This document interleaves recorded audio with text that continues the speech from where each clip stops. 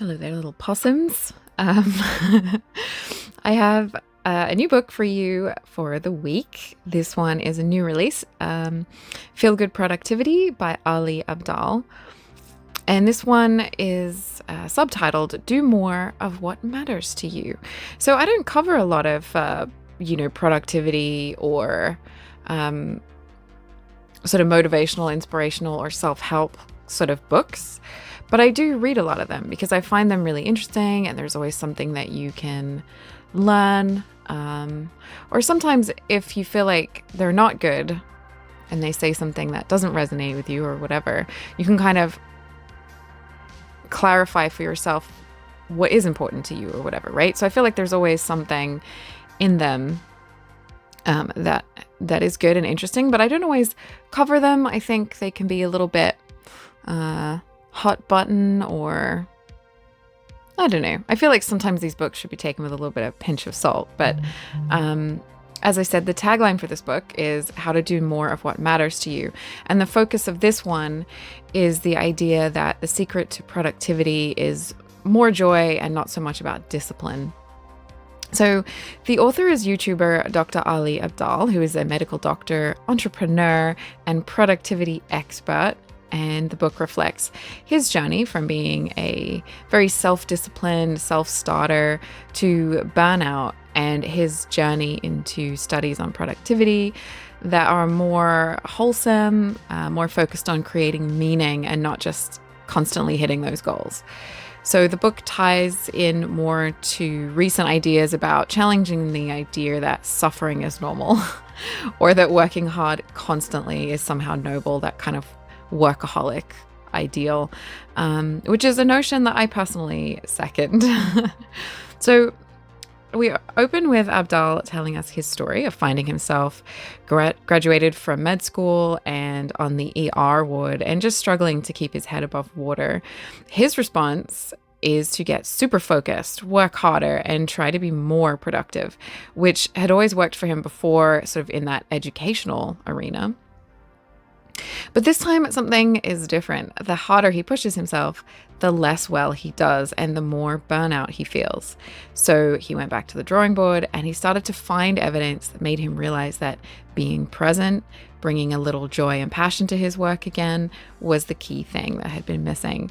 And he also found that the research shows that finding your joy in any situation or in work and your job specifically, is the true way to be productive. So this one is a pretty quick read, really. It has big font in the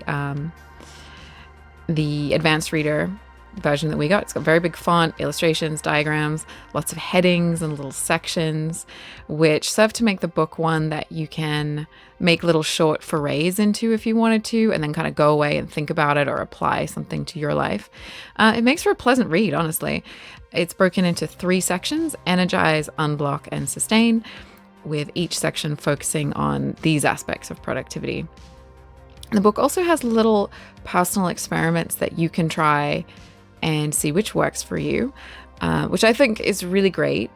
Different ways to apply practical things to your life. But these were not present in the ARC of the book that I received, so I can't actually comment on them and their efficacy or sort of what I think of those. But I do think it's a really great thing to include in the book. So the idea is to give you not just the evidence and the science of the ideas presented, but also a toolkit for moving forward and changing your own approach and seeing what works for you. So the idea that joy or good feeling is more motivating than criticism or bad feeling is not new. I remember Jack Canfield and Julia Cameron of Artist's Way, just as 2 immediate examples that pop into my brain, talking about this decades ago. But I think this understanding is starting to gain traction with a burnt-out populace. And in that sense, I think this is a good book. If you haven't read deeply into books on productivity and personal growth before, then this book is great. Concise introduction to these ideas. And as the author is referencing other work a lot and other research and things like that, once you've read it, you can find new directions to go in here if you wanted to. You can kind of find that as your starting place and go down lots of little rabbit holes if you wanted to and learn more. But that said, if this subject is not new to you and you've read other books on self-help, psychology, motivation, any of that stuff, I think there really may not be anything new here for you. And that's the downside of this book. The writing is good. The points are well made, but the book as a whole can feel a little bit like Pop Psych 101. And if this isn't new ground for you, if you read this subject matter a lot, this just isn't for you. But I do think this is a valuable set of ideas that the author is bringing forward. And if you were brought up to be really strict with yourself and critical rather than nurturing, or if you're looking for an entry into the subject, this is a really good place to start. Personally, in my own life, I bring a sense of play and try and keep things fun wherever I can, and it makes all of the difference. I am always really lit up by what I do, and that keeps me motivated and on track in life and hitting goals. So I know that optimism helps you heal faster in your body. It helps you see opportunities and solutions. So as I was reading this book, I was just kind of nodding along with the author as I was reading and going, yeah, I know this. Yeah, this is true. Yeah, I'm doing this, which is great. But it does feel a little bit like it's new to the author in some way, and he's very excited and he wants to share it with you. But some of it seems a little bit, you may already know this stuff. You may not really need to read the book. I didn't really mention here, but just to sort of tie this up, if the name may be familiar, Ali Abdaal, he's a YouTuber and he's very, very popular. So good for him writing a book and like getting some of these ideas out there in a way that can reach people, because I do think sometimes these ideas can be, it's nice to make them palatable and fun to read about or fun to watch videos on and just expand your thinking and stuff like that.